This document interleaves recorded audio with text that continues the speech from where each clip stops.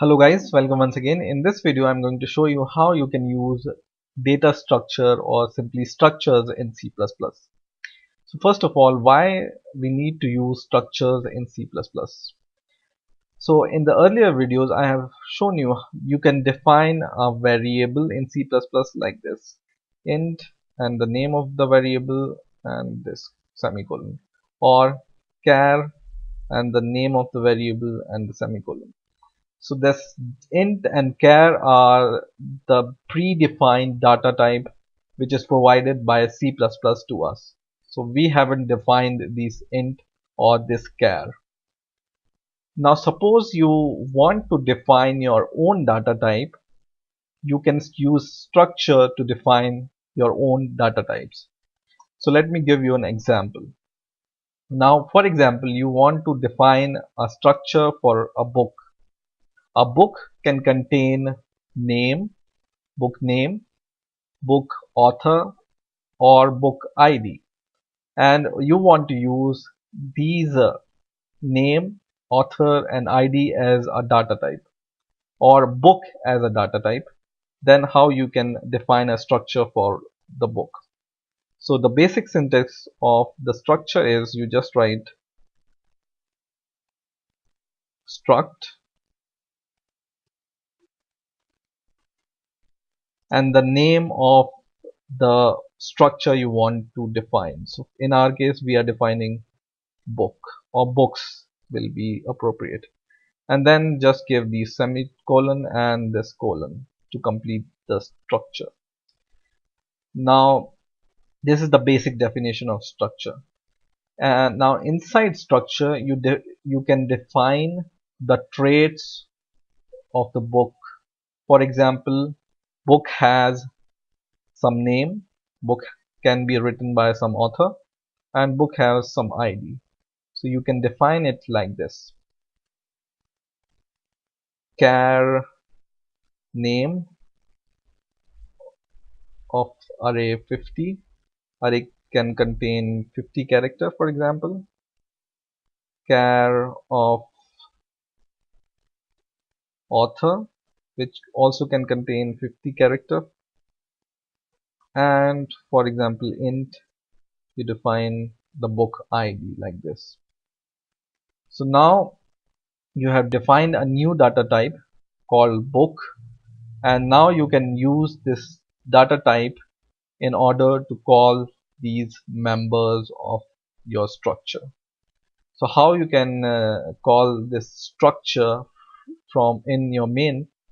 You just need to once again use the keyword struct and the name of your structure, which is book, and then you need to give the name of the variable you want to give to your book data type. So for example, I will define book1 as a variable name, and now for example I want to assign the value to my book1 variable, which is of kind book, or the data type of book1 variable is books, right? So I want to assign some values to my book. Now I can assign value to my book like this.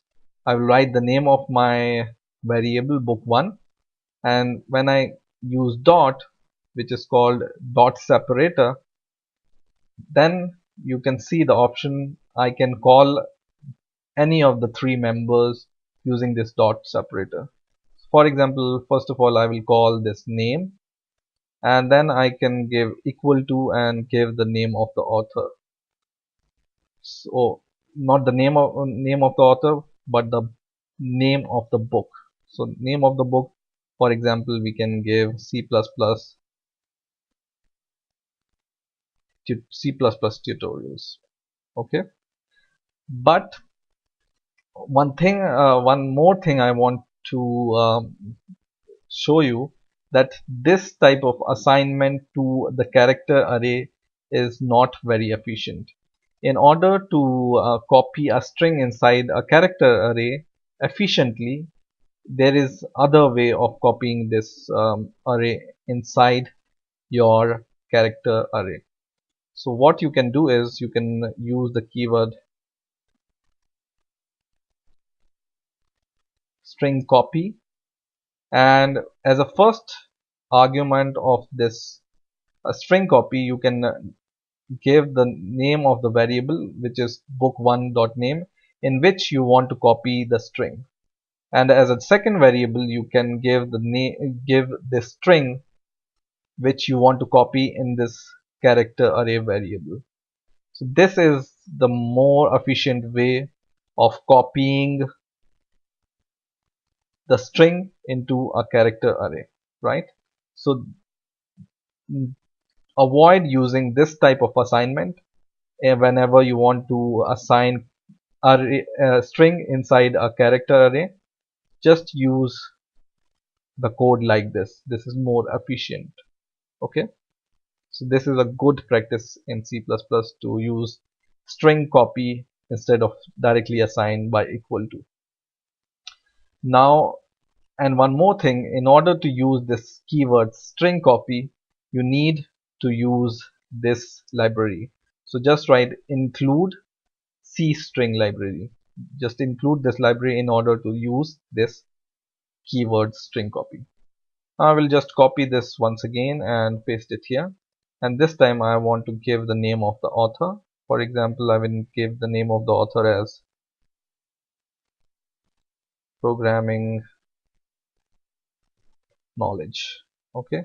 And then I want to assign the ID of the author. So I will write book1 dot ID equal to 1, for example, right? Now, for example, I want to access the data which is contained by book variable, right? What I can do is I will write cout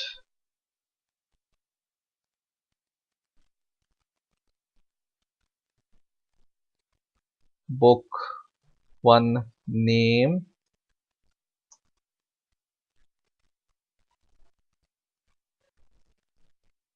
and then you can just access it by this book1 dot name. Okay, copy it and paste it here, and just give the regular end line, right? I'm going to just copy this 2 more times, and I will say book1 author, and here also author, and book1 ID, and here also ID. Now when I compile the program, hopefully it will compile successfully. Yes, it compiles with 0 error and 0 warning.